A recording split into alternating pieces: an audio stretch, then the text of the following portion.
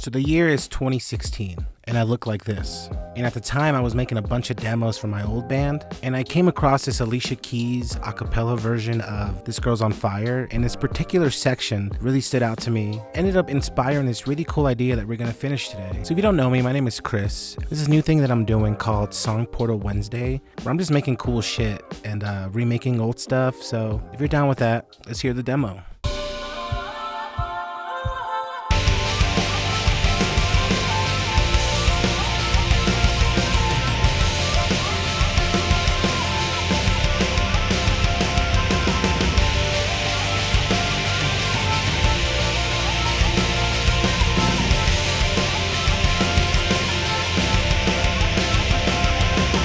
So it's time to learn the song because it's been 10 years. All I know is that I was really into drop C at the time. Let's find out.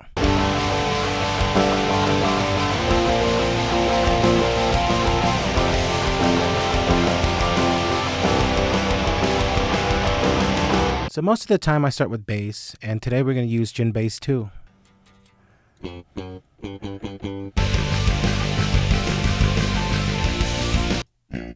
Let's try to fix that there.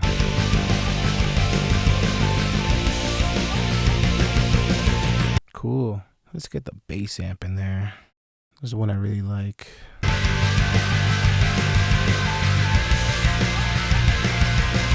Cool. Let's move on to drums. The way I usually start with drums when I'm remaking stuff, it's just trying to get the kicks in first, and then I'll do the snares.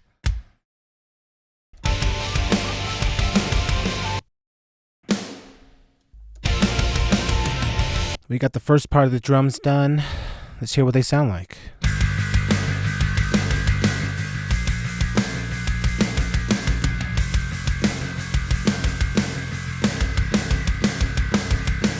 Alright, so cool thing here in Logic, you can use this random velocity thing. And then so for the kick here, I like to be around 115, 113. Not a big difference, but you know, every drum library is different, so take what I'm doing with a grain of salt, because not every one of these are the same.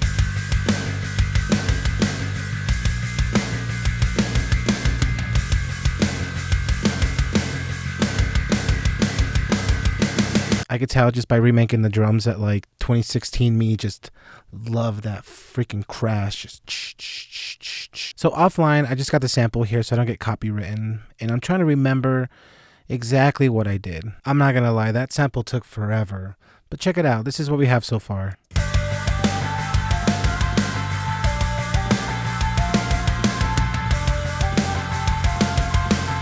Two days later. So a few days have passed. Let's finish this up. Before we start with guitar, let's get this intro going. This is what the original sounded like. Kind of like a heartbeat thing going on in the background. This had a little more delay, a little more chorus in it. Cool, got the heartbeat, and let's kind of filter some stuff out here.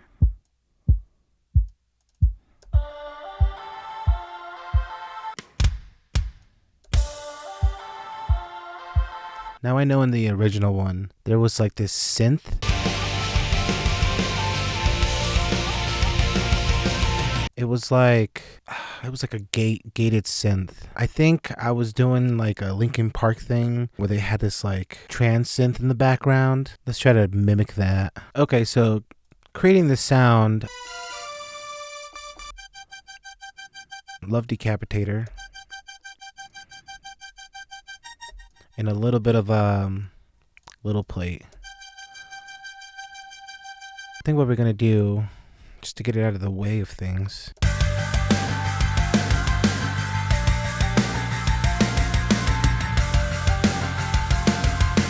Cool, so now the other thing that we could add is these like hip hop hi-hats. So let's try to find some good ones here.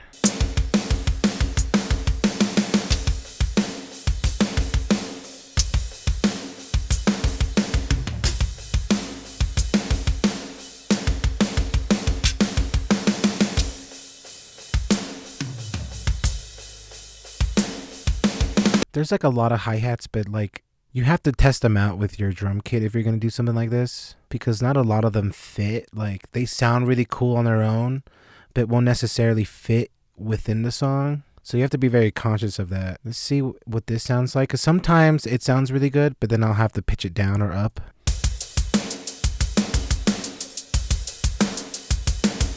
See, we might pitch those up. Let's just see what that sounds like.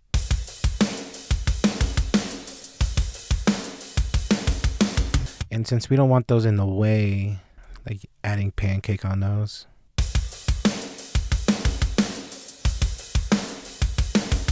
Sick.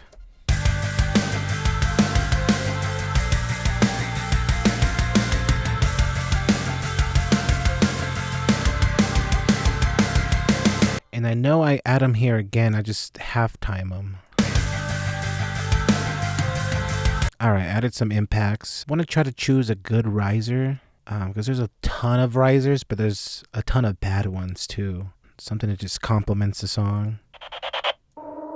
You know what, dude? I have a really good one here. Here we go. This one's really good.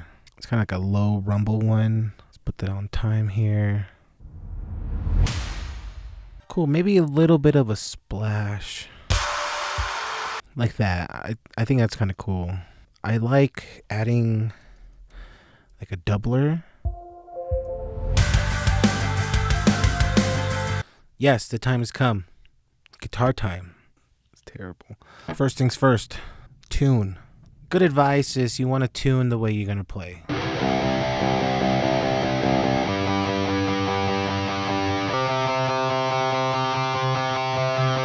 Cool, so we got the rhythm. Check it out.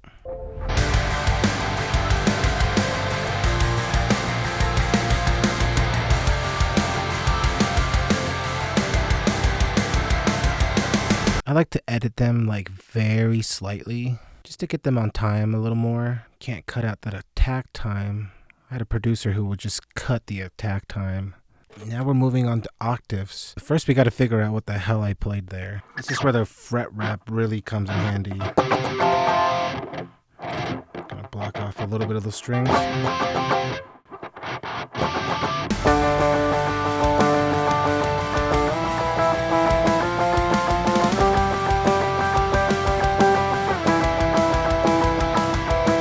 Some minimal editing here, and I like adding some plate, but not very much, just to make them a little spacier, you know, nothing crazy.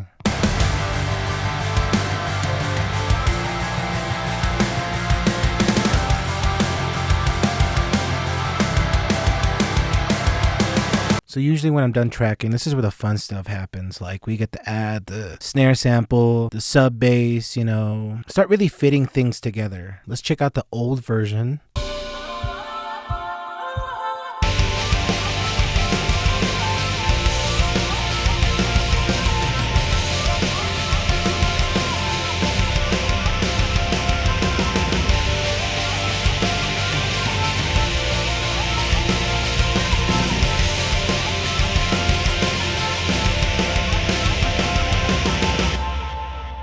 Alright, so I've added all the fun stuff like the buses, the EQ, the compression, and level some things out a little more. And let's not forget the master chain. Check it out.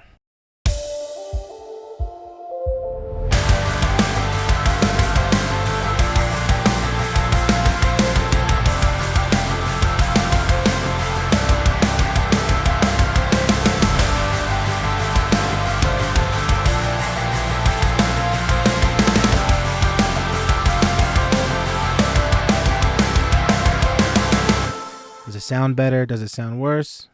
Let me know. And subscribe.